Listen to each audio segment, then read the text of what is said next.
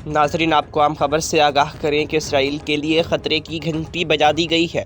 जी हाँ, तमाम इस्लामी ममालिक अब इकट्ठे होकर इसराइल का मुकाबला करेंगे और इसराइल के लिए ये बहुत बड़ा ख़तरा साबित हो सकता है। कल OIC का इजलास हुआ और उस पर तमाम ममालिक ने शिरकत की। तमाम इस्लामी ममालिक की शिरकत में ये बात मुतहदा तौर पर कही गई है कि अब इसराइल के जो ये इक़दामात हैं, इनका मुँह तोड़ जवाब दिया जाएगा। इस पर खामोश नहीं रहा जाएगा। ना सिर्फ ये रोका जाएगा बल्कि उनको इस चीज़ का भरपूर जवाब भी दिया जाएगा। और अब उस पर ईरान भी मुकम्मल तौर पर एक्टिव हो चुका है, क्योंकि पहले शाम के ज़रिए से इसराइल के ऊपर हमले किए जा रहे थे, उसके बाद तुर्की ने, और अब ईरान भी उन पर रॉकेट से हमले शुरू कर रहा है। इस तरह के तमाम हमलों से अब इसराइल मुकम्मल तौर पर खौफजदा हो चुका है।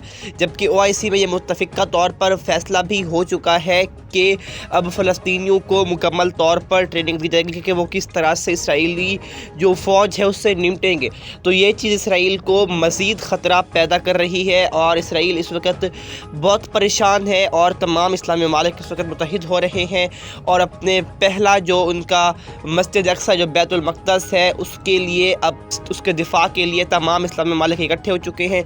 और अब इसराइल इस वक्त मुकम्मल तौर पर खौफज़दा है और तमाम इस्लामी ममालिक बाशमूल ईरान अब उनके लिए एक मुकम्मल और बड़े ख़तरे की घंटी बन चुका है।